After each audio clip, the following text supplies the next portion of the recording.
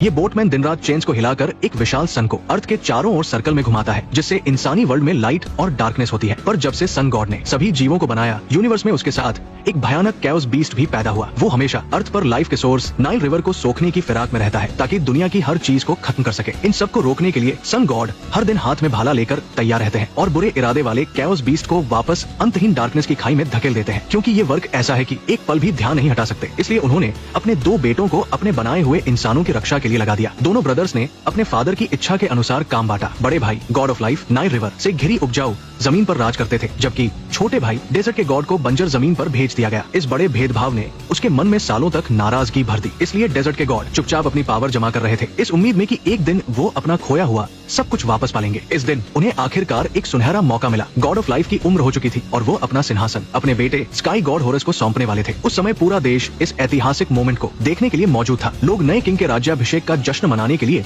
नई ड्रेस खरीदने सड़कों पर निकल आए थे। आवारा बेक अपनी गर्लफ्रेंड को खुश करने के लिए कपड़ों की दुकान से एक शानदार ड्रेस उठा लाया। जाया ने बेसबरी से नई ड्रेस पहनी और उसका पूरा लुक ही बदल गया। दोनों प्यार भरी बातें कर रहे थे और उम्मीद कर रहे थे कि नया किंग आने के बाद उनकी लाइफ बेहतर हो जाएगी। पर उस समय स्काई गॉड होरस महल में गहरी नींद में सो रहे थे। नौकरानी ने धीरे से उन्हें जगाया। देवताओं का शरीर इंसानों से कई मीटर ऊंचा होता है। उनके शरीर में लाल खून की जगह लिक्विड सोना बहता है। वे जब चाहे किसी खतरनाक जानवर का रूप ले सकते हैं और उनकी लड़ने की ताकत कमाल की होती है। होरस ने संतुष्टि से जमीन पर पड़ी नौकरानियों को देखा, फिर सोचा कि वो जल्द ही किंग बनने वाला है और वो गर्व से भर गया। गॉड ऑफ लव के साथ उस आदमी ने जल्दी से अपने कपड़े बदले। इसके बाद राज्याभिषेक की सेरेमनी महल में शुरू हुई। सभी लोगों ने, चाहे वे गरीब हो या अमीर, नए किंग को बड़े ध्यान से तैयार किए गए गिफ्ट्स दिए। सभी देवता भी इस शानदार मौके के गवाह बनने आए। गॉड ऑफ लव हाथोर, प्रोटेक्शन की गॉडेस नेफ्थिस और विजडम के गॉड थॉथ भी गिफ्ट्स लेकर बधाई देने आए। घंटियों की आवाज के साथ गॉड ऑफ लाइफ ने गद्दी छोड़ने से पहले अपनी स्पीच शुरू की। उनके राज में चाहे गरीब हो या अमीर, जाने के बाद सभी को पुनर्जन्म का एक जैसा मौका मिलता था और होरस भी इसी निष्पक्ष परंपरा को आगे बढ़ाकर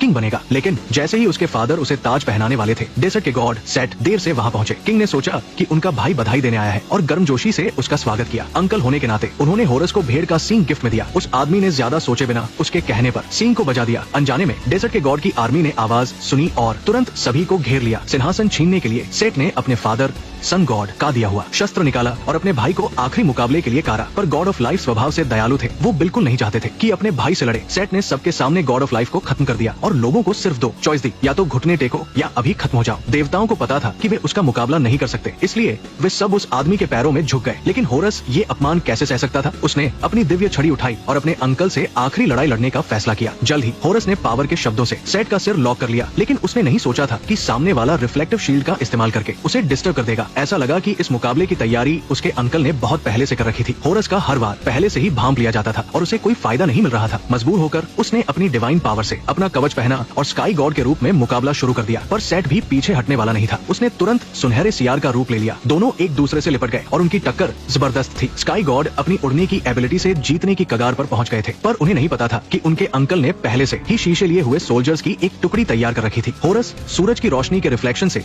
अपनी आंखें तक नहीं खोल पा रहा था। कुछ ही पलों में सेट ने उसे इतना मारा कि उसकी लड़ने की हिम्मत ही खत्म हो गई। उसने कहा कि उसका भतीजा किंग बनने के लायक नहीं है और जबरदस्ती उसकी दोनों आंखें निकाल ली, जो उसकी पावर का सोर्स थी। गॉड ऑफ लव ने देखा कि सेट उसे जड़ से खत्म करने वाला है, तो उन्होंने उसे रोका और बीच बचाव किया। खुद को सौंपने की कीमत पर उन्होंने होरस की जान बचाई। इसके बाद डेजर्ट के गॉड ने आसानी से सत्ता पर कब्जा कर लिया और होरस को उसके फादर के टूम में बंद कर दिया। सेट ने लोगों और पैसे की परवाह किए बिना बड़े पैमाने पर कंस्ट्रक्शन शुरू किया। उसने अनगिनत इंसानों को बंदी बनाकर अपने लिए एक आसमान छूती मीनार बनवाई। इस दौरान कई देवताओं ने विरोध किया, लेकिन डेजर्ट के गॉड ने बेरमी से उन्हें खत्म कर दिया और एक एक करके उन्हें दुनिया के कोने में धकेल दिया। इतना ही नहीं, सेट ने अपने भाई के बनाए नियमों को भी बदल दिया। उसने कहा कि इस दुनिया से जाने के बाद पुनर्जन्म के लिए इंसानों को यमदेव को गिफ्ट देना होगा। इस तरह गरीबों के लिए तरक्की का कोई रास्ता ही नहीं बचा। हालांकि गॉड ऑफ लव हर पल बदला लेने की सोचती थी, पर उनकी पावर लिमिटेड थी, इसलिए वो सेट के पास अपमान सहकर जी रही थी। तभी उनके एक आर्किटेक्ट ने आकर उन्हें काम की रिपोर्ट दी, जिससे दोनों का ध्यान भंग हुआ। सेट ने मीनार की ओर देखा और उसे लगा कि उसकी ऊंचाई अभी भी उम्मीद के मुताबिक नहीं है, क्योंकि वो अपने फादर को दिखाना चाहता था कि उसे बंजर जमीन पर भेजने का उनका फैसला कितना गलत था। इसलिए और भी बंदियों को इस विशाल कंस्ट्रक्शन प्रोजेक्ट में लगा दिया गया। कई साल बाद वही लड़का बेक, जिसने ड्रेस उठाई थी, आखिरकार अपनी गर्लफ्रेंड का पता लगा चुका था। उसे एक मालिक ने आर्किटेक्ट को बेच दिया था, जहाँ वो डॉक्यूमेंट संभालने में मदद करती थी। बेक चुपके से अंदर जाने की तैयारी कर रहा था ताकि उसे अपने साथ भगा ले जाए, पर जाया जाया का मानना था कि जब तक डेजर्ट के गॉड इस जमीन पर राज कर रहे हैं उन्हें कभी भी असली आजादी नहीं मिल सकती। अब सिर्फ पावर की आग को ढूंढकर और होरस की पावर वापस लाकर ही वे